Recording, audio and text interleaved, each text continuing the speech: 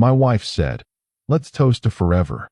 I replied, "Forever ends tonight." Then I left before champagne, filed papers next morning, moved out, and I smiled when forever was over in 2 weeks.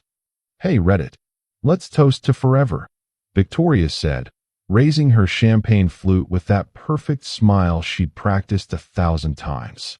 I set my glass down untouched. "Forever ends tonight." Her smile froze. The flute wavered in her hand. Around us, the anniversary party she'd planned continued. 50 guests laughing, dancing, celebrating what they thought was our perfect marriage.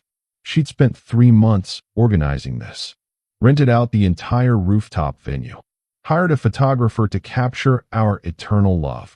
I stood up, buttoned my jacket, and walked out. Didn't look back. Didn't explain. Just left her standing there with that champagne raised to nothing, surrounded by confused faces and unanswered questions. The next morning, I filed the papers. By afternoon, professional movers were boxing up my things. 2 weeks later, our divorce was finalized.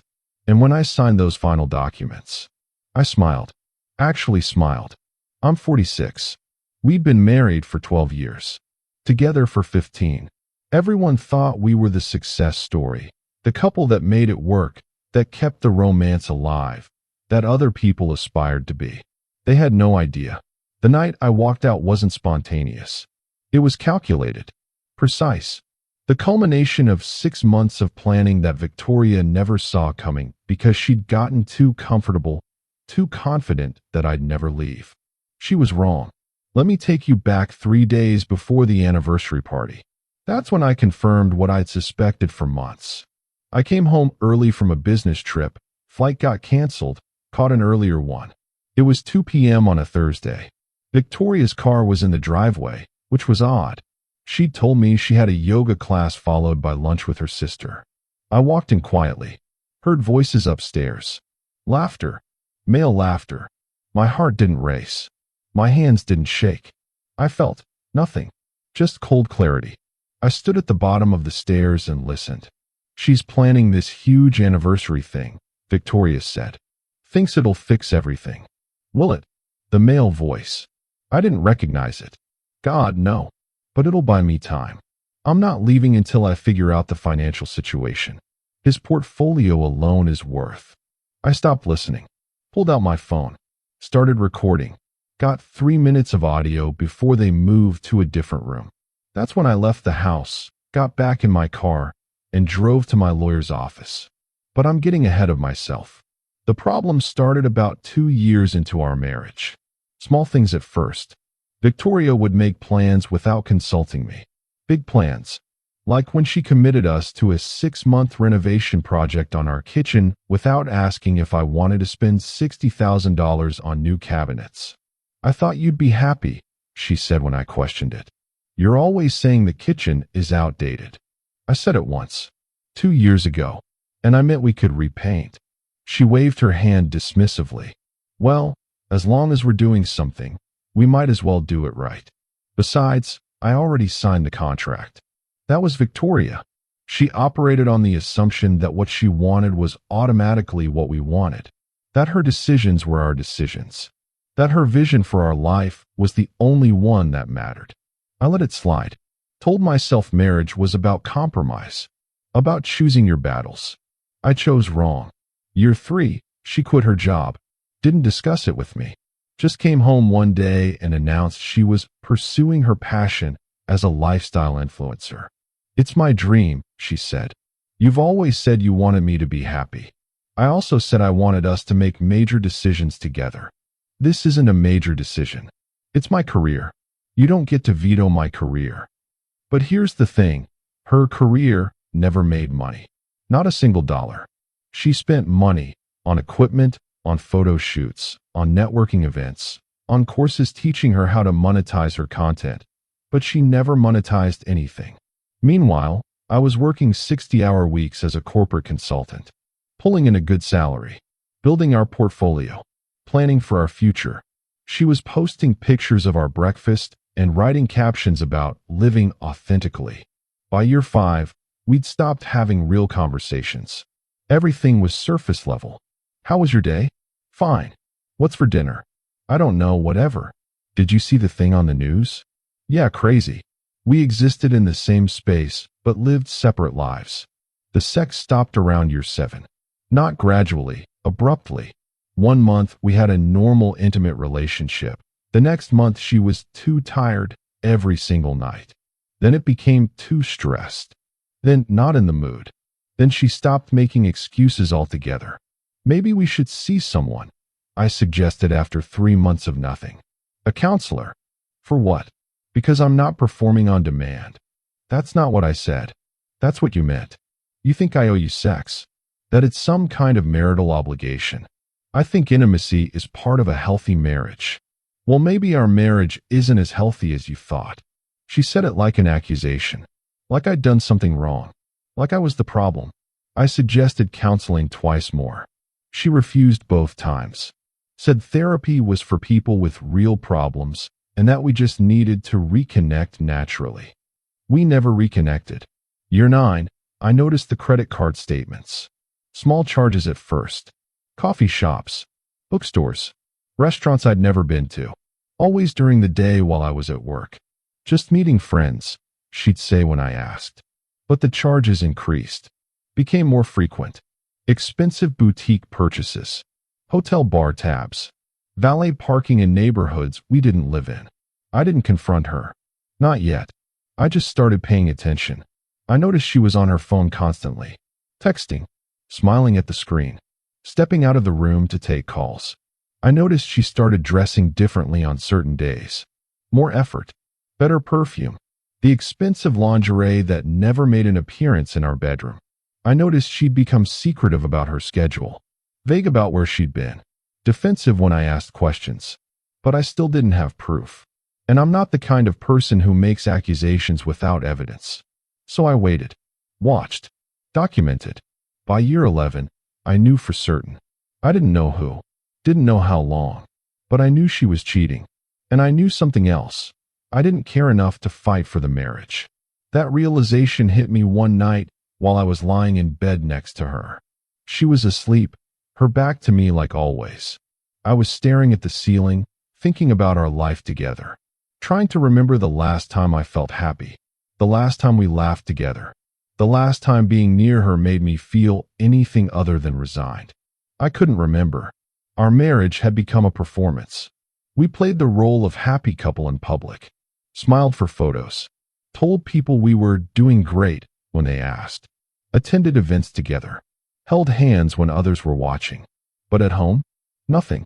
We were strangers sharing real estate. And I realized I was done. Not angry. Not heartbroken.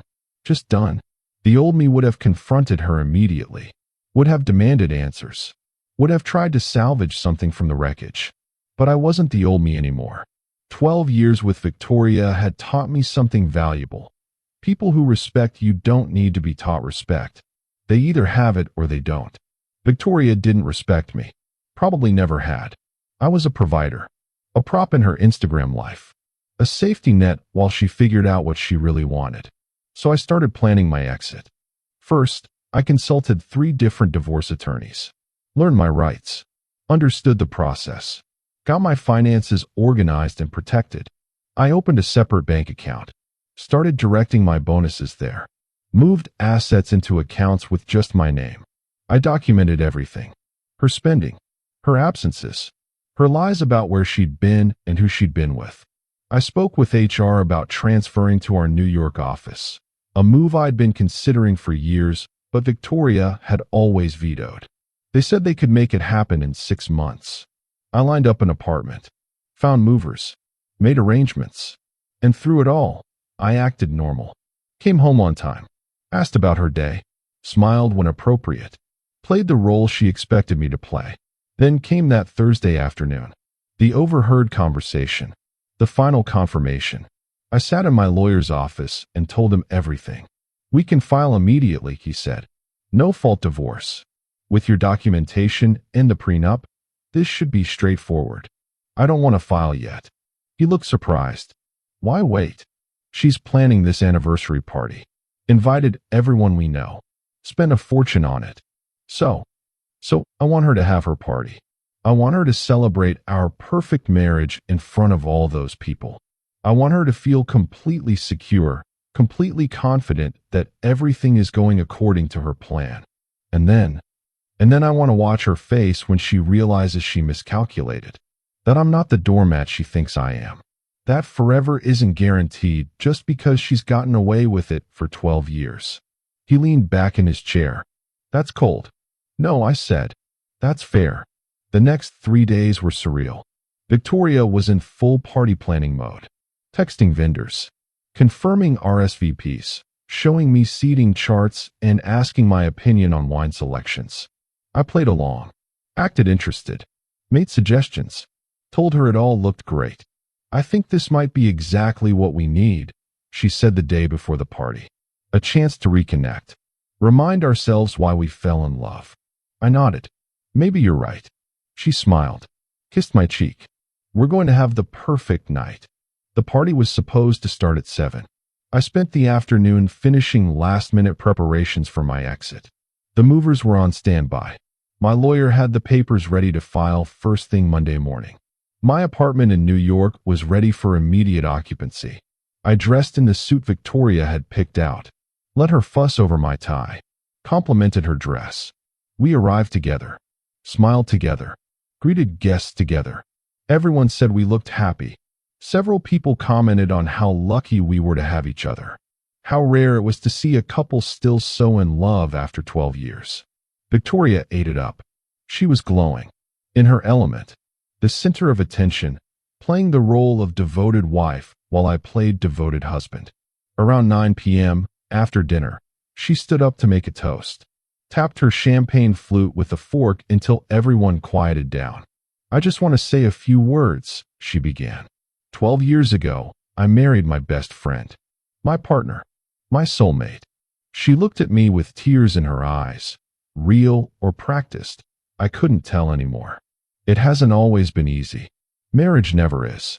But through everything, we've stayed committed. We've chosen each other every single day. People were smiling, some wiping their own eyes. So I want to toast to us, to 12 amazing years, and to forevermore. She raised her glass. Let's toast to forever. That's when I stood up, set my untouched glass on the table, and said the words I'd been rehearsing in my head for 3 days. Forever ends tonight. The room went silent. You could hear someone's phone buzzing in the sudden quiet. Victoria's face went through several expressions in rapid succession. Confusion, disbelief, forced laughter. What, she said. What are you talking about? I'm talking about the fact that I'm done. With this marriage. With the lies. With playing pretend. Her hand was shaking now. Champagne sloshing in the flute. You're being ridiculous. We have guests. You have guests. I have somewhere else to be. I buttoned my jacket. Several people stood up, looking uncomfortable. Someone said something about giving us privacy. You're not leaving, Victoria hissed. Not like this. Not in front of everyone. Watch me. I walked toward the exit. Heard her heels clicking on the floor behind me. Stop, she said. Please. We can talk about this. I kept walking. I'm sorry, she called out. Whatever I did, I'm sorry. We can fix this. I pushed through the door to the rooftop terrace. She followed. Tell me what's wrong, she said. Her makeup was starting to run. Tell me what I did. I turned to face her. You really don't know? No. 1 minute we're fine, the next year. We haven't been fine in years, Victoria. We've been dead, going through motions. You've been waiting for the right moment to leave, and I've been funding your lifestyle while you figure it out. That's not true. I heard you. Thursday, with whoever he is, talking about buying time, about my portfolio. Her face went white. You were home, caught an early flight. She opened her mouth, closed it, tried again. It's not. That wasn't. You don't understand the context. The context is that you're a liar, that you've been lying for years, that you married me for security, not love, that I'm a means to an end. No, she said. I love you. You love what I provide. There's a difference. She grabbed my arm. Please don't do this. We can go to counseling. We can work it out. I'll do whatever you want. I pulled free. What I want is a divorce. Don't say that. It's already done. The papers will be filed Monday morning. The locks on the house will be changed. Your credit cards will be canceled. Your access to our accounts will be revoked. You can't do that. I can. And I am. But the prenup says you get nothing if the marriage ends due to infidelity. I have proof. Audio recordings. Credit card statements. Text messages I recovered from the cloud backup you forgot about. She was crying now. Full on sobbing. Please. Please don't do this. Goodbye, Victoria. I walked to my car. Drove away. Listened to my phone blow up with texts and calls that I didn't answer. That night, I slept better than I had in years. Monday morning, my lawyer filed the papers. The sheriff served Victoria at the house at 10 a.m. She called me 63 times that day, left 27 voicemails, sent over 100 texts. I blocked her number. Her sister called. Her mother called. Her friends called. Everyone wanted to know what happened, wanted me to reconsider, wanted me to give her another chance. I told them all the same thing. Ask Victoria. Tuesday, the movers came, packed everything that was mine. By evening, the house was half empty. Wednesday, Victoria's lawyer called mine, tried to negotiate. My lawyer told them the prenup was ironclad and we weren't budging. Thursday, I flew to New York, started my new job, moved into my new apartment. Friday, Victoria showed up at my office building. Security wouldn't let her up. The divorce moved fast. Victoria tried to contest it, but she had no grounds. The prenup was clear. The evidence of infidelity was overwhelming. She tried to claim I was vindictive, that I'd orchestrated the anniversary party humiliation deliberately. Her lawyer actually argued that I'd emotionally abused her by letting her plan the party knowing I was going to leave. My lawyer pointed out that emotional abuse isn't grounds to break a prenup, and that Victoria's infidelity was the reason for the divorce, not my timing in announcing it. 14 days after I walked out of that party, a judge signed our divorce decree. I was in my New York office when my lawyer called with the news. It's done, he said. You're officially divorced. That was fast. She stopped fighting it, realized she wasn't going to win anything, and dragging it out was just costing her money she doesn't have. Good. How do you feel? I looked out my office window at the Manhattan skyline. Thought about the last 12 years. Thought about the man I'd been when I married Victoria. Optimistic, trusting, willing to compromise myself into nothing. Thought about who I was now. Free, I said. And I smiled. That smile wasn't about revenge. Wasn't about winning. It was about something simpler. I'd gotten my life back. The aftermath was predictable. Victoria tried to maintain contact. Sent emails through my lawyer asking if we could talk as adults. I declined. She posted cryptic messages on social media about betrayal and heartbreak. Her comments were full of supportive friends who had no idea what really happened. Some people took her side, believed whatever story she told, thought I was cruel for how I ended things. I didn't care. The people who mattered, my real friends, my family, they knew the truth, or at least enough of it. My brother called me a week after the divorce was final. You doing okay? He asked. Better than okay. You want to talk about it? Not really. It's over. That's all that matters. For what it's worth, I'm proud of you. I know that wasn't easy. It wasn't easy, but it was necessary. 3 months later, I ran into one of Victoria's friends at a coffee shop in Manhattan. She recognized me, walked over. You really hurt her, you know, she said. She's devastated. She'll recover. That's it. That's all you have to say. I took a sip of my coffee. What do you want me to say? That I'm sorry for refusing to be disrespected? That I should have stayed in a dead marriage to spare her feelings? She made mistakes, but everyone deserves a second chance. She had a second chance, and a third, and a fourth. She spent years taking chances, assuming I'd always be there. She was wrong. You're really okay with how it ended? I'm more than okay with it. I'd do it exactly the same way. She shook her head. That's cold. No, I said. That's self-respect. She walked away. I finished my coffee. People expect you to be broken after divorce. They expect regret, sadness, some sign that you're struggling with the decision. I felt none of that. I felt lighter, younger, like I'd been carrying dead weight for years and finally set it down. My new life in New York was exactly what I needed. New job, new city, new routines. No history, no baggage. No one who knew me as Victoria's husband. I was just me again, whoever that was. I started dating after 6 months. Nothing serious, just meeting people. Remembering what it felt like to be seen, to be heard, to have someone actually interested in what I had to say. It was revelatory. One woman I dated for a few weeks asked me about my divorce. Was it messy? She said over dinner. Depends on your definition. Did you fight over money? Assets? No. Prenup handled all that. Then what made it messy? I thought about the anniversary party. About Victoria's face when I said those words. About walking away from 12 years in the span of 2 sentences. It wasn't messy, I said. It was surgical. She laughed. That sounds ominous. It wasn't meant to be. I just mean it was precise. Efficient. No lingering. No drawn-out process. It was over, so I ended it. Most people can't do that. They drag it out. Try to salvage something. I didn't want to salvage anything. There was nothing worth saving. We didn't date much longer after that. She said I seemed emotionally unavailable. Maybe she was right. Or maybe I was just done wasting time on situations that weren't working. Life is short. Shorter than we think. We spend so much time being polite, being patient, giving people chances they haven't earned. I spent 12 years doing that. 12 years waiting for Victoria to become the partner I deserved. 12 years compromising myself, diminishing my needs, accepting scraps of affection and calling it marriage. Never again. A year after the divorce, I got a message from an unknown number. It was Victoria.